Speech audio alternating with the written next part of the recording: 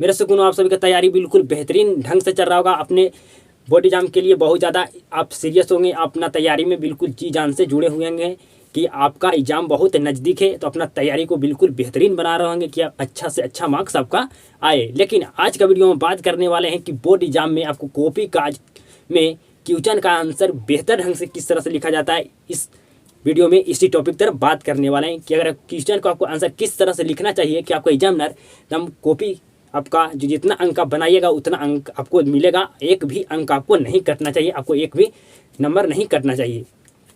कई सारे स्टूडेंट होते हैं, कुछ स्टूडेंट होते हैं जो तेज होते हैं, कुछ स्टूडेंट होते हैं जो थोड़ा कमज़ोर होते हैं। लेकिन क्या होता है, तेज स्टूडेंट होता है उसका नंबर कम आता है, जो थोड़ा कमज़ोर स्टूडेंट होता है उसका नंबर अधिक चलाता है। क्यों ऐसा होता है?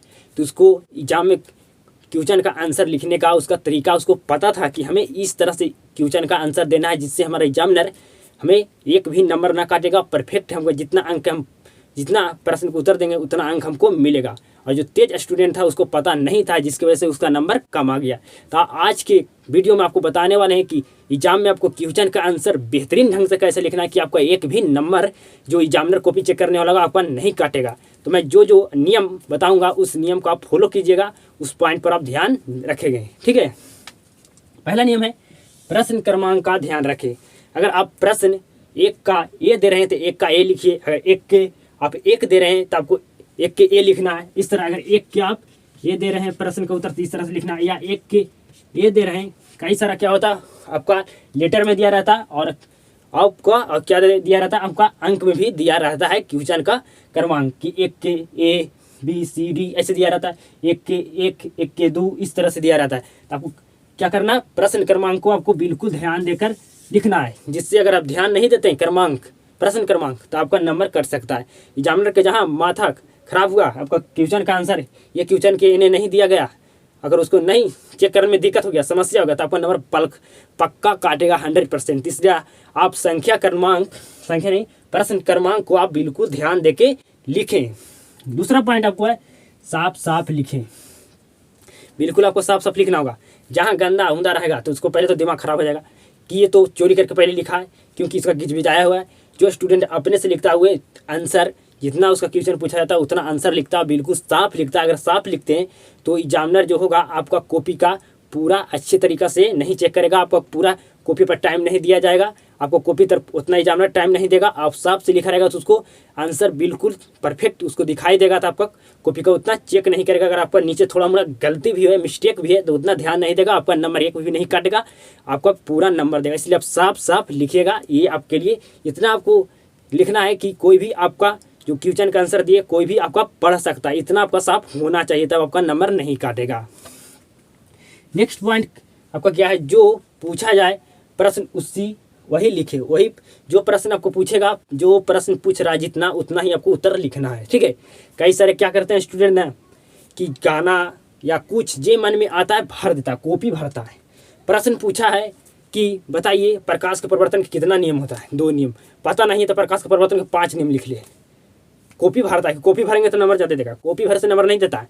आपको जो प्रश्न पूछा गया है उस प्रश्न को हमको उत्तर देना है, उस प्रश्न का आप उत्तर देते हैं तो आपका एक भी नंबर नहीं काटेगा। जो प्रश्न पूछा जाएगा वही प्रश्न को आपको उत्तर देना है। तो इस पॉइंट का आपको ध्यान रखना है कि जो प्रश्न पूछे वही आपको क्वेश्चन का आंसर देना है, आपको फालतू में कुछ नहीं भरना है। न तो एग्जामिनर जहाँ पकड़ा गया तो आपको कॉपी को नंबर बहुत ज़्यादा काटेगा। अगर आपका 2 नंबर का प्रश्न था आपका एक भी नंबर नहीं देगा अगर गलत लिखा कब पकड़ा गया तब।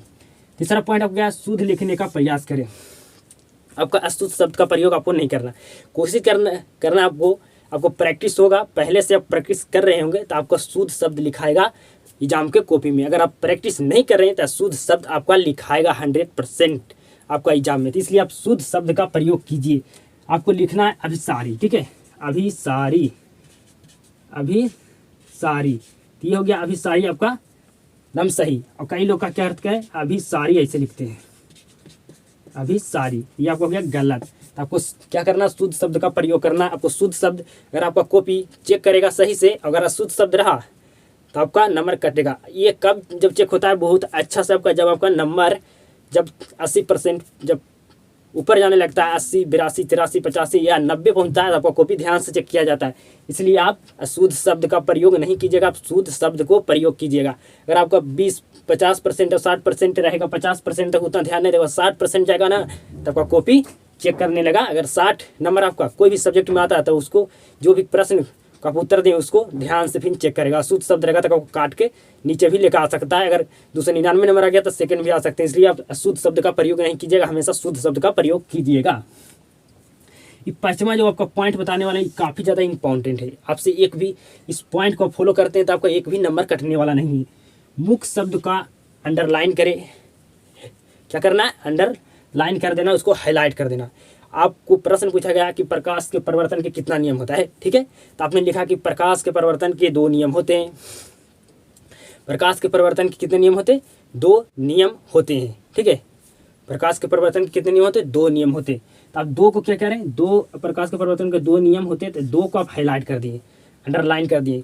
तो जो आपको एग्जामिनर कॉपी चेक करने वाला होगा उसका प्रश्न पढ़ेगा कि प्रकाश के परिवर्तन के कितने नियम होते हैं, तो उसको पता होगा कि 2 नियम होते हैं, पता तो बिल्कुल होगा। तो 2 आपको अंडरलाइन रहेगा तो उसको डायरेक्ट दिखेगा, ठीक है। तो आपको कॉपी तक ज़्यादा समय नहीं दे दिया जाएगा।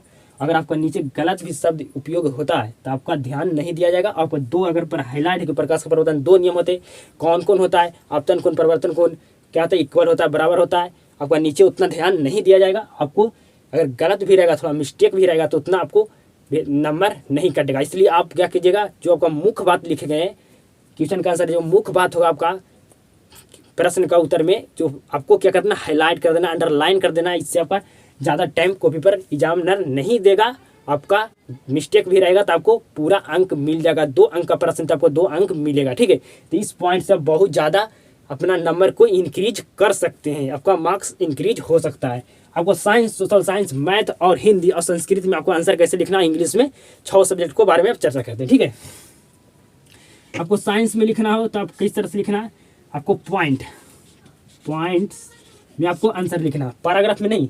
पैराग्राफ में क्या करना है, अगर अंदर लिखना है, ठीक है, अंदर लिखना है तो पैराग्राफ फिर कर दीजिए, एक 2 लाइन पैराग्राफ लिखिए, फिर उसके बाद पॉइंट बाय पॉइंट आप दीजिए, ठीक है। पॉइंट बाय पॉइंट दीजिए साइंस और सोशल साइंस में। साइंस और सोशल साइंस में आपको क्या करना है, साइंस और सोशल साइंस में दोनों में आपको आंसर पॉइंट बाय पॉइंट देना है, ठीक है। क्योंकि आपका मेन जो सब्जेक्ट होता है, अगर आप इंटर में पढ़ना चाहते हैं, इंटर में अगर आप क्या सब्जेक्ट लेना चाहते हैं, साइंस में आपका अगर साइंस आपका अच्छा है तो आप साइंस में जाइएगा, अगर सोशल साइंस आपका अच्छा है तो आप आर्ट्स में जा सकते हैं। आपका मुख्य सब्जेक्ट जो होता है, जो आपका मैट्रिक में, वो साइंस और सोशल साइंस में होता है। आप किस कैटेगरी में खेलना चाहते हैं, साइंस या आर्ट्स, या आपका अलग अलग सब्जेक्ट में बट जाता है, ठीक है। इसको पॉइंट में आप आंसर लिखिएगा। अगर सोशल साइंस और साइंस को पॉइंट में लिखते हैं, अगर आपका सोशल साइंस बेहतर है, या अगर आपका साइंस बेहतर है तो आप इंटर में आपका नंबर आपका 10वां में जितना अच्छा रहेगा उतना अच्छा आपका एडमिशन होगा साइंस, या अगर साइंस में आपका अच्छा नंबर है तो आप साइंस में आपका एडमिशन हो जाएगा अच्छे तरीके से। आपका अगर सोशल साइंस में अच्छा नंबर है तो आपको कोई भी समस्या कोई भी नहीं होगा सोशल साइंस आर्ट्स लेने में, ठीक है। आपका मुख्य सब्जेक्ट सोशल साइंस और साइंस होता था, पॉइंट में इसको आंसर देना, ठीक है।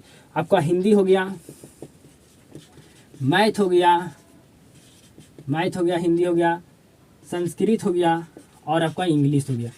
ये चारों सब्जेक्ट के आपको क्या करना है, पैराग्राफ में आंसर देना है।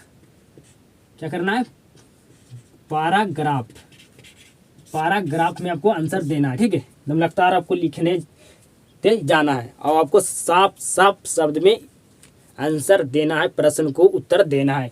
आप जो मैं बात वीडियो में बताया है उसको अगर ध्यान से सुने होंगे तो आपका 1 नंबर भी काटने वाला नहीं है एग्जामिनर। आपका कॉपी एग्जाम में चेक करने समय कि आपका आंसर लिखा हुआ है बेहतर ढंग के नहीं, अगर इस पूरे नियम को आप समझ जाते हैं तो आपका आंसर जो आप लिखेगा बोर्ड एग्जाम में कॉपी में, जो आपका प्रश्न का उत्तर होगा बिल्कुल बेहतर ढंग से आप लिख सकते हैं। आपका 1 भी नंबर नहीं कटेगा, ये हमें इतना उम्मीद है, विश्वास है। तो इस वीडियो से आपको कुछ भी सीखने के लिए मिला होगा तो इस वीडियो को ज़्यादा से लोगों तक शेयर कीजिएगा। तो नेक्स्ट वीडियो में मिलते हैं, तब तक के लिए जय हिंद, वंदे मातरम।